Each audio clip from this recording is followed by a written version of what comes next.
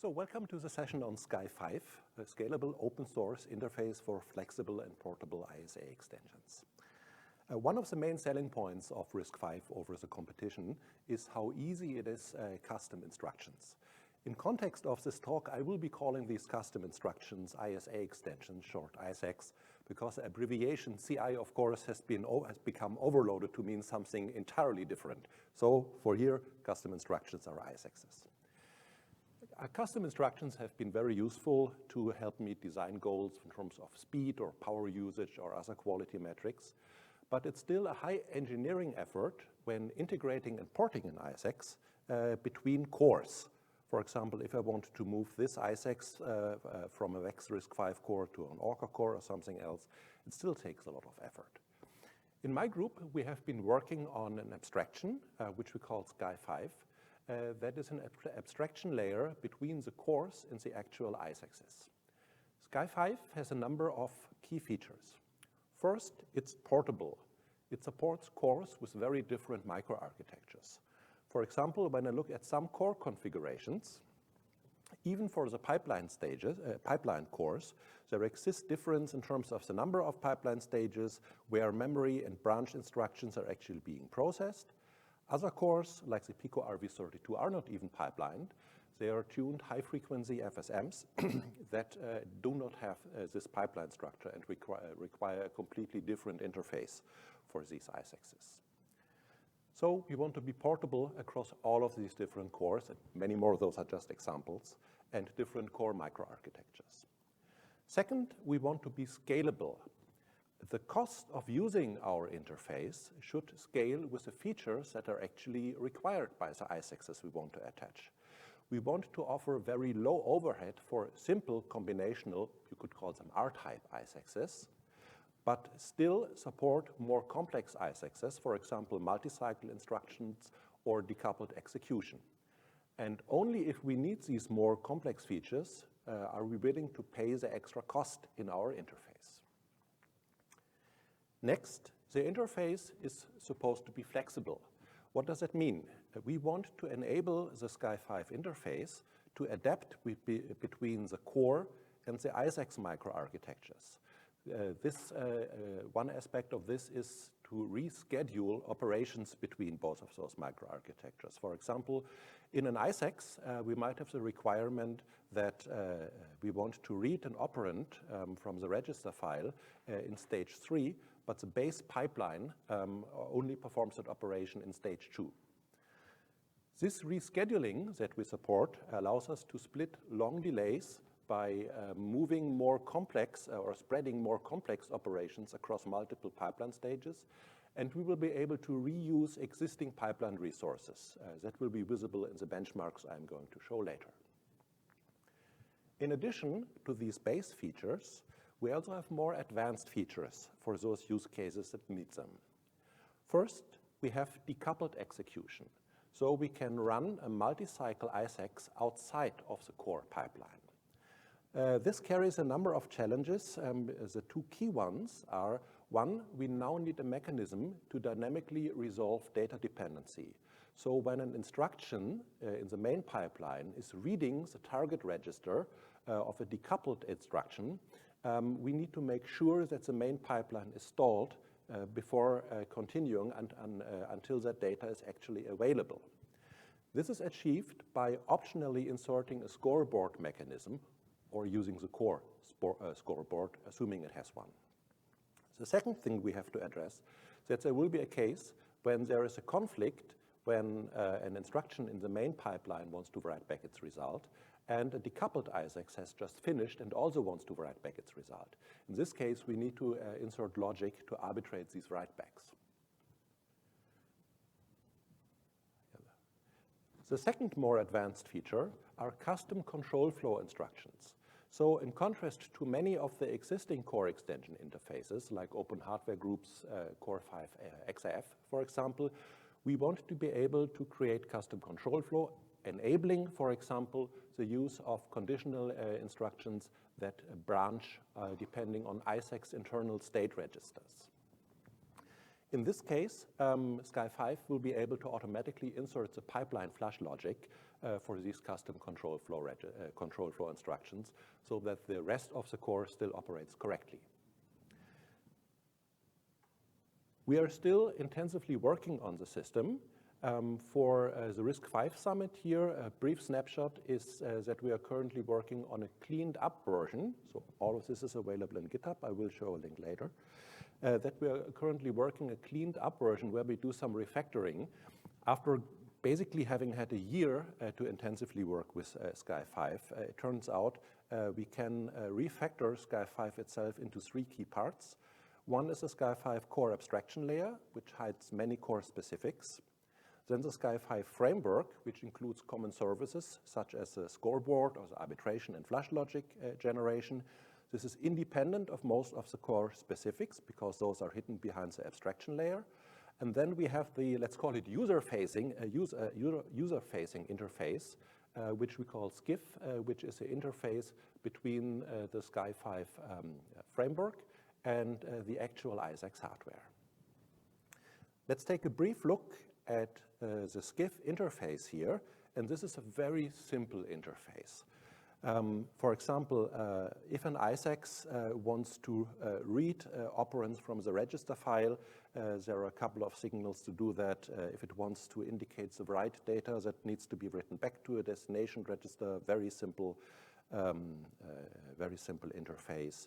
The reverse direction is even simpler. That's only a single signal here, where the core tells an ISAX that it should now update its ISAX internal state. This is indicated by one of these valid bits. I will be showing an actual verilog example how these signals are used in conjunction. These are not all of the signals. There are a few more control signals for doing stalls or so, but the key ones that you would need to keep in mind when you realize your ISAX are shown here. So let's look at an example how such an ISAX might be used. So first of all, you would use a SCAIE-V tooling. So SCAIE-V is not just a specification. It actually contains a set of software tools. You would ask the SCAIE-V tooling to retrieve the metadata about the base core you want to integrate your instruction in. And this basically gives you a virtual data sheet in the form of a YAML file, what the characteristics of that specific core are. For example, in which pipeline stages may the fields of an instruction word be read? And the answer might be between stage 2 and stage 4. Likewise for register file, results, and a few more. But we don't need anything more for our Mac instruction. Then, with this information in mind, you would implement the Mac ISAX. And the way I'm going to do that here is we will be multiplying two operands we retrieve from the register file and adding up these products in an internal accumulator, which is addressed by 2 bits that we extract from the instruction word. So we will have 4 internal accumulators for these Mac instructions. In parallel, the current accumulation result is also supposed to be written back to the destination register, to the register file. So what we see up here is a part that I call skiff. That was the ISAX interface for SCAIE-V. As an aside, we are also intensively working on a way to automatically create ISAXs following these interfaces using a custom HLS flow using descriptions in the core DSL2 core and ISAX description language. That is already up on GitHub, the language, not the custom HLS system. That's going to take us a while. But we do have prototypes already running, not for the full functionality, but it is already possible in our internal flow that we can just write behavioral descriptions in core DSL2, run that through the tool flow, and out comes an extended processor with these custom instructions. But that's not what we're doing here. Here we want to do it manually.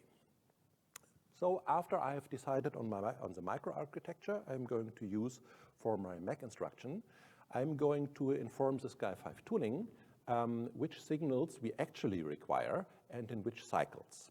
And I have decided that I want to read my input operands and the instruction word in stage 3 and want to write the destination register in stage 4.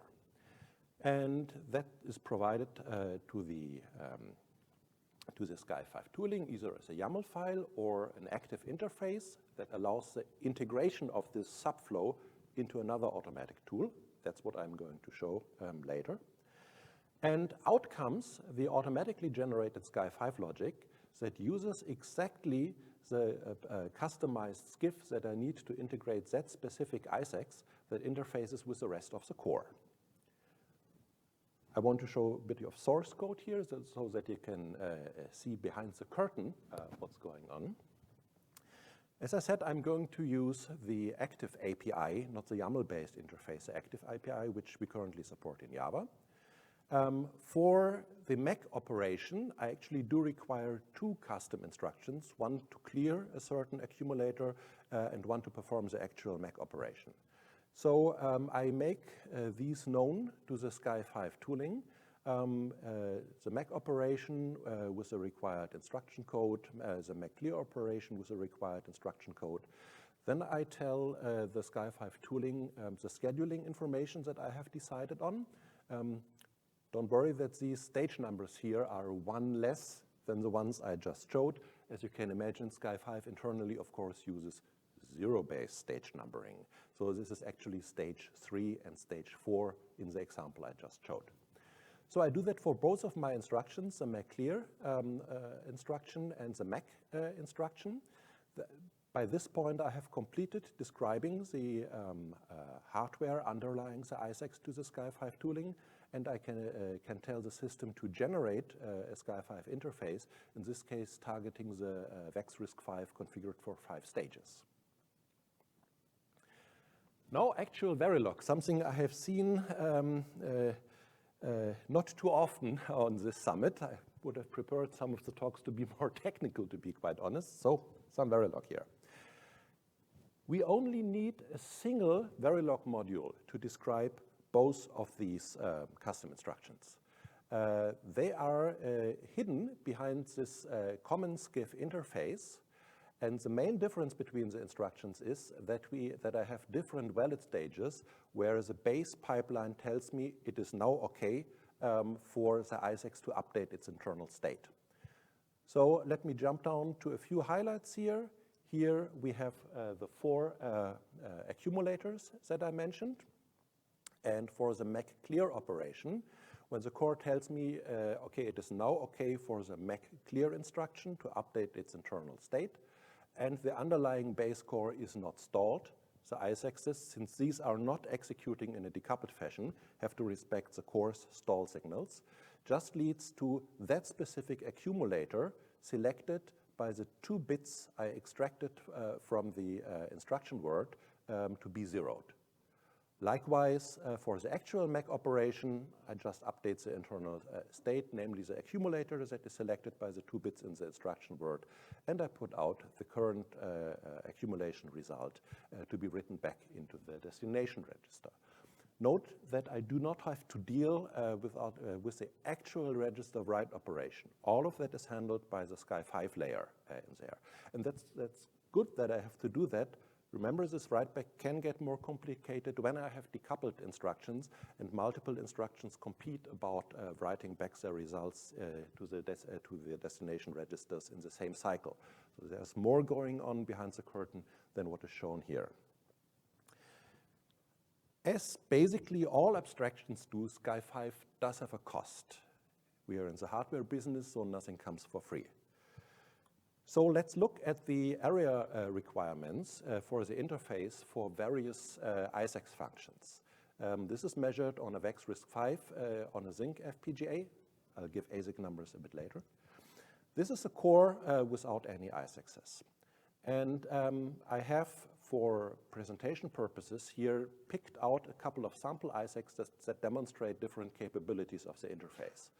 A simple combinational one, which is an S-box, a control flow instruction, an indirect jump, a decoupled instruction. We don't need a scoreboard for this one because we know the latency and can just tell the compiler to schedule the data-dependent instructions later, so that we keep up all of the constraints intact. We have custom memory accesses shown here with post-increment load store instructions. And you can see here, when you compare that with the base code, the additional effort required for the interface is very small. And it turns out that my claim of being able to reuse hardware in the interface layer across multiple ISAXs is true, because when I enable all of these and you start summing up the individual costs, this is actually a bit lower than summing up the individual costs of these ISAXs, because we do try to reuse hardware as much as possible. This is shown for the RISC-V core. How does it look for other cores? And this was a case I just showed. Here, I do not look at individual ISAXs anymore. I look at all of the ISAXs from the prior slide, but do look at different cores. And if you use a larger core like the Piccolo core, the relative overhead of using the SCAIE-V interface goes down. So you had around 10% overhead here for the relatively small VEX RISC-V core, and that drops to just 4% overhead when you target Piccolo. When you enable the scoreboard mechanism to really do your own data dependency handling and your base core does not have its own scoreboard that we can use, the cost increases, going up from the 4% without scoreboard to 7% here on the Piccolo core. For a very small core like the Pico RV32, remember this is not a pipeline core, this is a multi-cycle state machine, the costs are of course higher. It's still possible to do it, but the costs are higher. As you suspect, we are not only paying an area cost, we are also paying a clock frequency cost, which is obvious, because if we meddle with critical paths like the next PC computation, which we do for the indirect jump, remember all of the ISAXs that I mentioned are enabled here, clock frequency drops between 2 and 4% on the pipeline cores, and 6% on the non-pipeline cores. It drops even further if we enable the scoreboard. It's a price you have to pay when you do this. Is it terrible? Not for the applications we have seen. We are mainly targeting, as you have seen, relatively small embedded cores that you would generally not run at their maximum clock frequency anyway. And you instead profit from the performance gains you get from putting in the ISAXs in the first place. So in the cases we have observed, that doesn't hurt us. On ASIC, numbers are very similar. So we ran this through OpenRoad for a NAND gate 45 process. This is not really optimized, just to give you an idea where the road is going, targeting maximum frequency.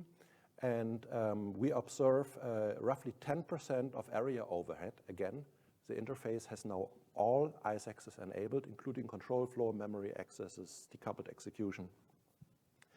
Roughly 10% of area overhead, and for the pipeline cores, the effect on the clock frequency is negligible. Actually, it appears here that the cores are going faster, including the SCAIE-V interface. This is heuristic noise of the tool flow, so you are not hurt. For the Pico RV, of course, it is a bit slower. This is roughly a 16% drop in clock frequency, which was to be expected. This is a very Fmax optimized process. The moment you start to meddle with critical paths, you will notice.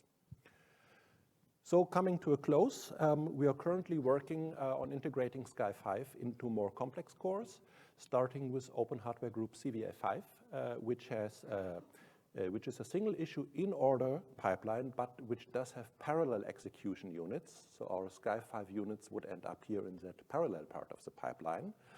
Further out, we will be looking at out-of-order cores, but it's a bit out of our current focus.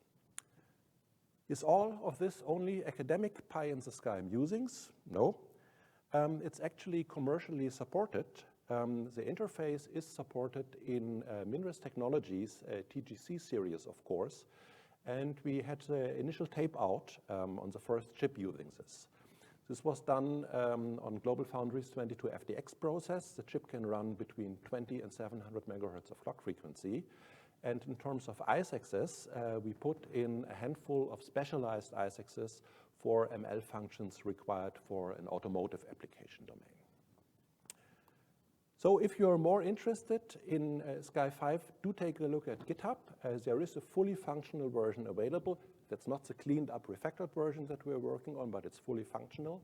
And many more details on the technology are present in our DEC 2022 paper. First author was Mihail Adamian. So that was my presentation. Many thanks for your attention, and I'm open for questions. Yep, so we have time for only one question because we need to run to the second presentation. Any questions here? We do not have any questions online, but here, a quick one, please.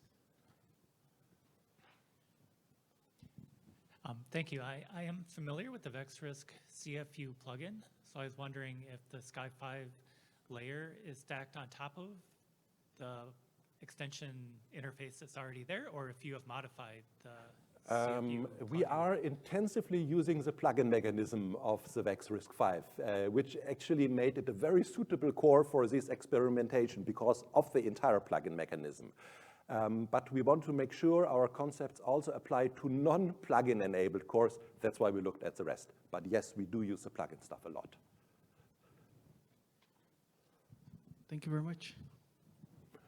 Thank you. If you have more questions, I can be available for a couple of minutes more. Thanks.